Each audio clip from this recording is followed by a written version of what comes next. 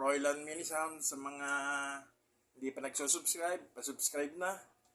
Sa mga subscriber ko, dadagdagan na ng dadagdagan. Kaya salamat sa mga subscriber sa mga viewers. Ang request po nito ay meron pong isa nag-request. Ang pangalan niya ay si Rafael Benzi. Ang sabi niya ay ipaliwanag ko daw itong power controller. Yan. Simulan na natin.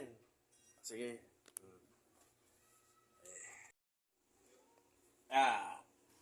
Ito pong simulan natin. Tinanggal ko na dito sa pagkaalagay sa aking ampli rack. Yan.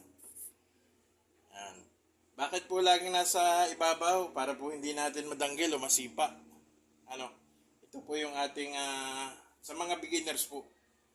Yan power controller. 10 po ito. 10. 1, 2, 3, 4, 5, 6, 7, 8, 9, 10.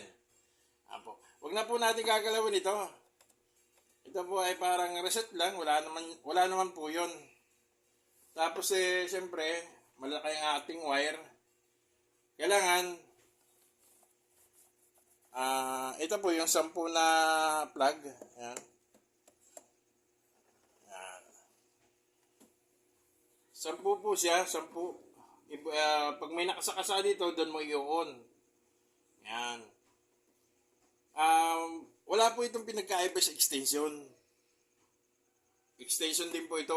Medyo, siyempre, kaya nga nilagay nila power kasi malalaki yung wire niya.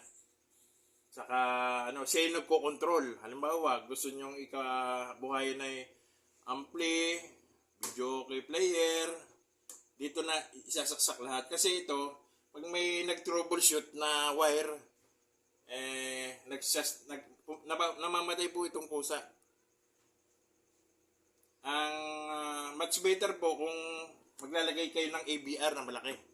Yung katulad po nito.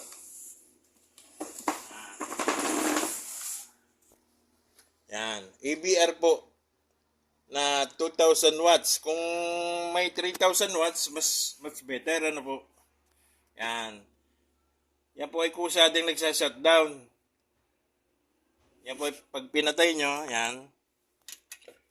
Magkukulay green. Tapos pag pinatay nyo dito, yun, tumutunog po siya. Tapos mas better kung meron nito, ABR. Kasi nga, pag may nagka-problema sa ating mga mini sound, siya po ay magkukusa na rin na mag-shutdown. Yan po tumutunog pagka binubuhay natin. Sa ayan ay walang pinagkaiba sa ating extension. Yung pong ito pong ating power controller. Tingnan po natin itong ating isa na extension. Yan po, sinaksak natin. Yan po, nabubuhay siya, Kanya-kanya din siya. Wala siyang pinagkaiba dito sa extension. Ito nga lang, malalaki ang wire.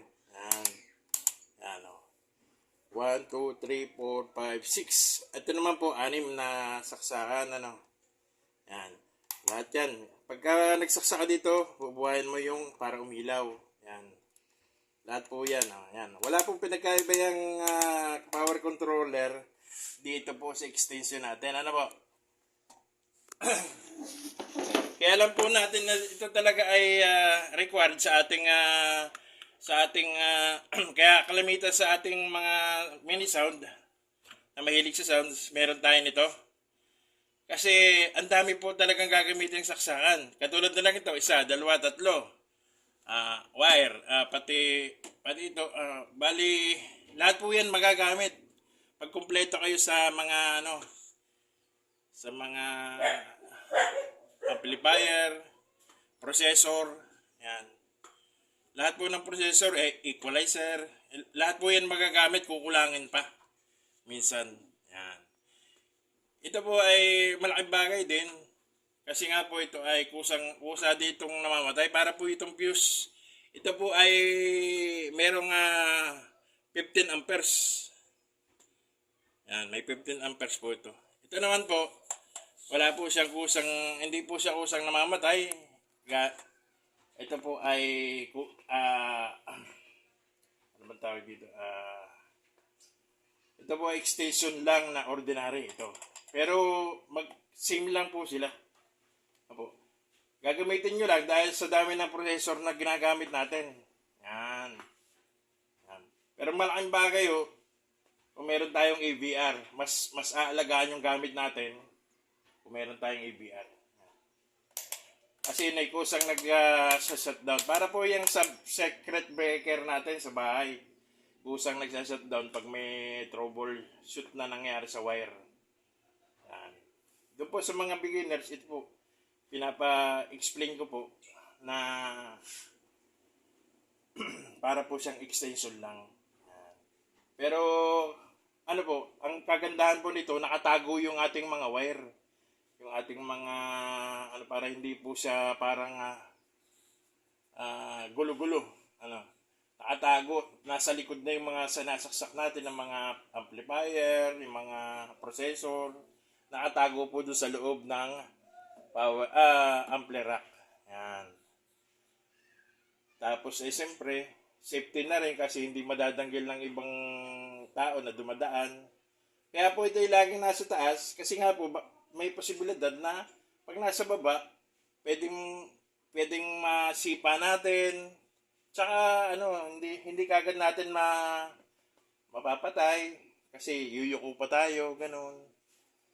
Yan po. Yan po ang kalamitan nakalagay ay dito sa ibabaw.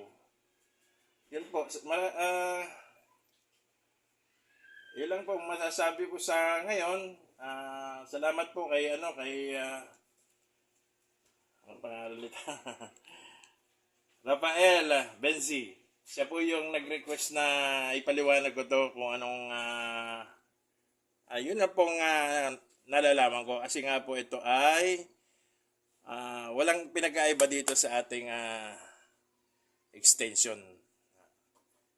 Yun lang po. Maraming salamat. Sa mga susunod po ulit na vlog, salamat ng marami po. Hindi na po tayo magsa-soundcheck kasi ito lang na mga controller ang ating ipinaliwanag.